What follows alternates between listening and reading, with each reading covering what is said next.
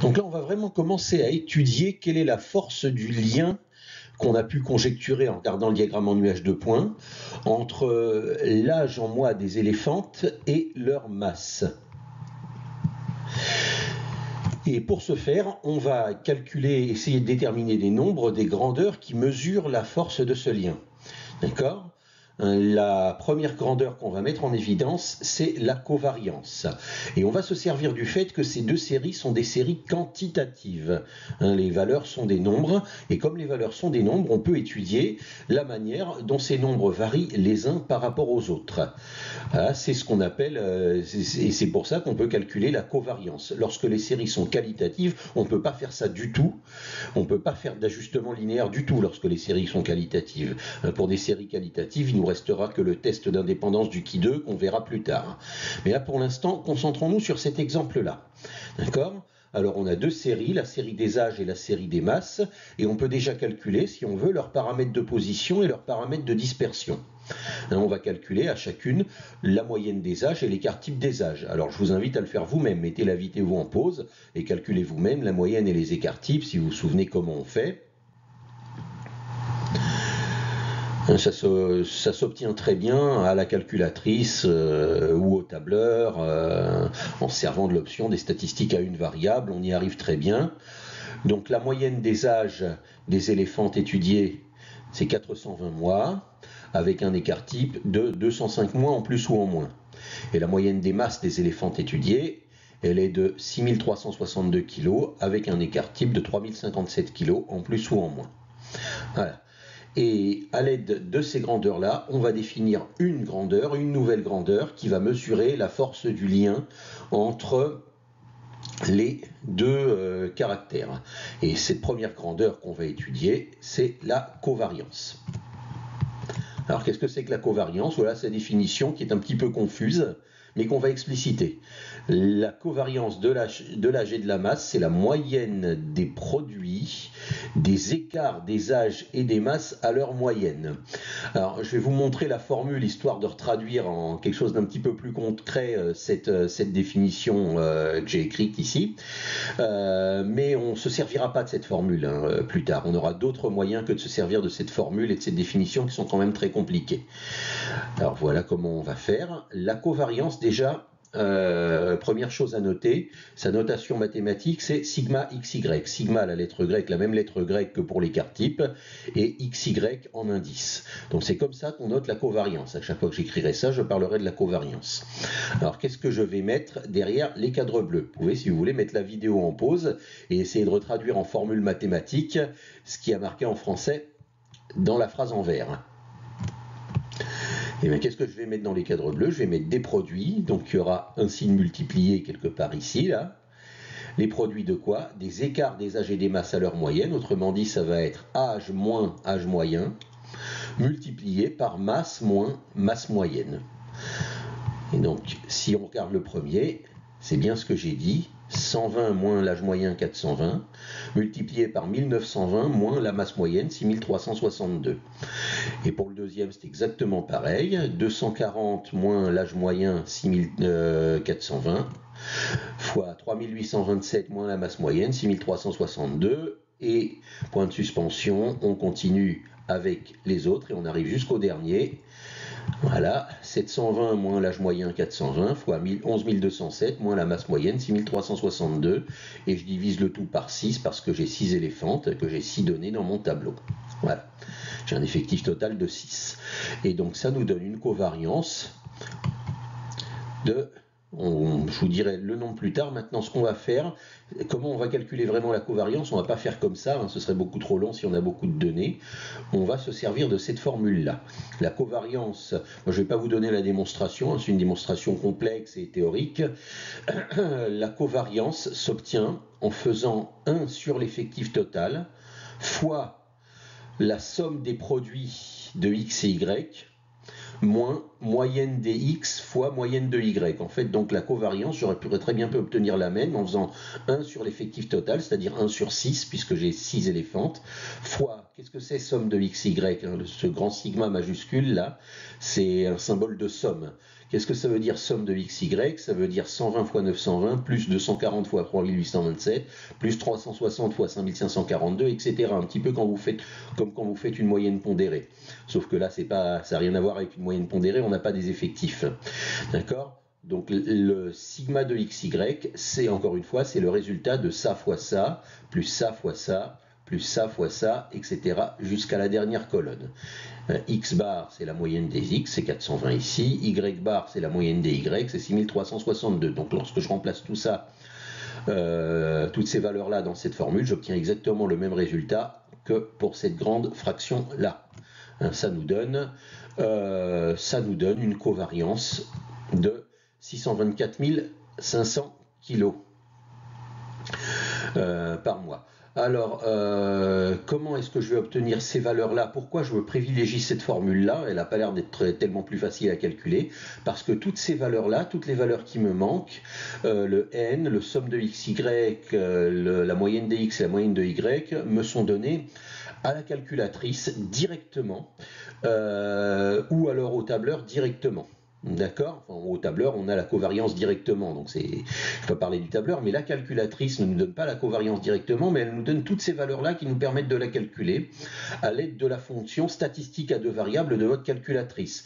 Alors, j'ai mis des vidéos en ligne en parallèle de cette vidéo-là qui montrent les manipulations, à la calculatrice. Et je vous invite à vous y référer dès que vous voudrez calculer une covariance. Sur la base de cette formule-là. D'accord? Donc, qu'est-ce qu'il y a à retenir sur la covariance? Qu'est-ce que nous dit ce nombre? La covariance peut très bien être positive, négative ou nulle. On peut très bien, lorsqu'on a une covariance positive, ça veut dire qu'on a un lien croissant entre les deux caractères étudiés. Par exemple, ici, j'obtiens une covariance de 624 500 qui est un nombre positif. Ça veut donc dire que ça tend à penser que plus les éléphantes prennent de l'âge, plus leur masse grandit. Voilà, on a un lien croissant. Si elle était négative, ça mettrait en évidence que un lien décroissant. Ça mettrait en évidence que plus les éléphants prennent de l'âge, plus la masse diminue. On est d'accord que ça n'aurait pas été très logique dans ce cas-là, mais il y a peut-être d'autres cas de figure où ce serait logique d'avoir une covariance négative. D'accord? Et la covariance peut être nulle. Ça indique qu'il n'y a pas de lien linéaire, qu'on ne peut pas mettre en évidence un lien linéaire entre l'âge et la masse. J'insiste sur un lien linéaire. Il existe peut-être d'autres liens dans d'autres modèles qu'on n'étudiera pas, là, dans ce cas-là, mais il n'y a pas de lien linéaire de croissance ou de décroissance qui peut être modélisé par une ligne droite, comme la droite de régression qu'on a vue la dernière fois, à la dernière vidéo. D'accord? Donc voilà pour cette première constatation. Je rajouterai une autre constatation, c'est que plus la covariance est grande, positive ou grande négative d'ailleurs aussi, plus le lien sera fort entre les deux variables. D'accord? Alors, si les deux caractères sont indépendants, alors la covariance est nulle. Quand on a indépendance au sens strict, on a une covariance qui est égale à 0. Mais la réciproque est fausse, comme je viens de vous le dire. On peut très bien avoir une covariance nulle et une dépendance entre les deux caractères qui ne serait pas une dépendance linéaire, mais qui serait une dépendance d'une autre sorte. D'accord ? Et troisième constatation, c'est que la covariance en tant que telle nous servira à pas grand-chose parce qu'elle n'est pas très parlante ni utile. Je vais vous expliquer pourquoi. On a trouvé 624 500 kg fois mois de covariance. Donc 624 500, est-ce que c'est grand? Est-ce que c'est petit? Est-ce que c'est un lien qui est fort? Est-ce que c'est un lien qui n'est pas fort? Eh bien, je n'ai pas les moyens de répondre à cette question. Donc je ne peux pas déterminer la force du lien rien qu'en regardant la covariance, tout simplement pour une raison, c'est que la covariance est calculée à l'aide des valeurs ici, mais qu'elle n'est pas normalisée. C'est-à-dire que la covariance peut très bien être très grande parce que les nombres dans le tableau sont très grands. Si les nombres dans le tableau sont grands, ça va donner une grande covariance, un grand nombre, mais qui ne voudra pas dire que le lien entre les deux caractères est fort, qui voudra dire que j'avais simplement de grands nombres dans le tableau.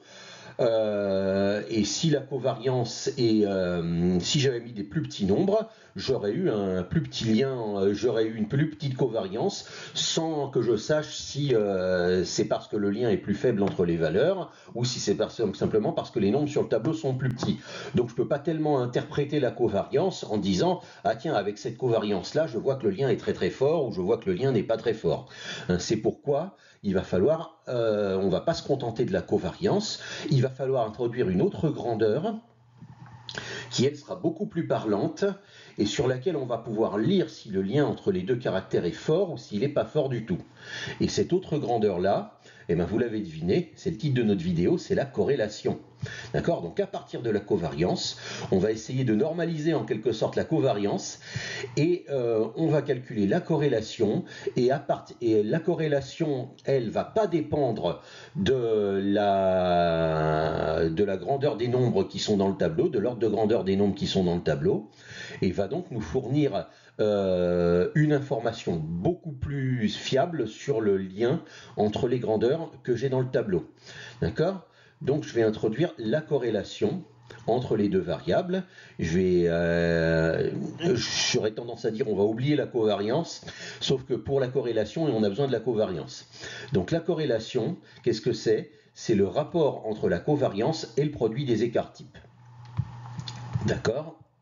Donc c'est le rapport entre la covariance et le produit des écarts-types, c'est-à-dire que c'est la covariance divisée par premier écart-type fois deuxième écart-type. Vous vous demandiez pourquoi j'avais calculé les écarts-types qui jusqu'à présent servaient à rien, mais maintenant voilà, c'est là qu'ils vont servir à quelque chose. Si je retraduis ça en formule, c'est tout simplement la corrélation, la notation mathématique de la corrélation, c'est R avec un indice XY, et c'est donc l'écart-type sigma x, la covariance sigma xy divisée par l'écart-type de X fois l'écart-type de Y. Voilà, on met ça directement dans notre calculatrice avec les valeurs qu'on a trouvées. Donc ici ce serait 624 500 fois 205 sur 205 fois 3057. Bon, c'est une valeur approchée puisque les 205 et 3057 sont des valeurs approchées. Et ça nous donne un coefficient de corrélation de 0,9967. Et sur ce coefficient de corrélation, là je peux dire si le lien entre les deux caractères est fort ou faible. Parce que le coefficient de corrélation il est toujours compris entre -1 et 1. Car il a une valeur absolue qui est toujours plus petite que 1. Alors ça, ce sont des démonstrations de mathématiques de niveau licence de mathématiques. Je ne vais pas m'attarder dessus. D'accord? Le coefficient de corrélation il est toujours compris entre -1 et 1. Quel que soit l'ordre de grandeur des nombres dans le tableau, le coefficient de corrélation est normé, donc on va pouvoir dire que plus le coefficient de corrélation s'approche de -1 ou de 1, plus on va avoir un lien fort. Donc là, on va pouvoir dire, d'après le coefficient de corrélation, si le lien est fort ou non. D'accord? Plus il est proche de 1, plus le coefficient de corrélation est proche de 1 ou de -1, plus les points du diagramme sont proches d'être alignés sur une droite croissante ou décroissante. Si le coefficient de corrélation est égal à 1, ça veut dire que tous les points sont alignés sur une droite qui est croissante. Si le coefficient de corrélation est égal à -1, ça veut dire que tous les points sont alignés sur une droite qui est décroissante. Si le coefficient de corrélation est proche de 0, voire égal à 0, ça veut dire que les points soit sont alignés sur une droite horizontale, soit sont très très loin d'être alignés, sont très très éparpillés, et ça voudra dire donc qu'on n'aura que très très peu de liens entre les deux caractères et qu'on pourra considérer qu'ils sont indépendants. Donc voilà pour le coefficient de corrélation. Donc ici on a un coefficient de corrélation qui est très très très proche de 1, et donc à partir de ça on va pouvoir dire ce qu'on ne pouvait pas dire sur la covariance, on va pouvoir dire que le lien entre l'âge et la masse est très très très fort.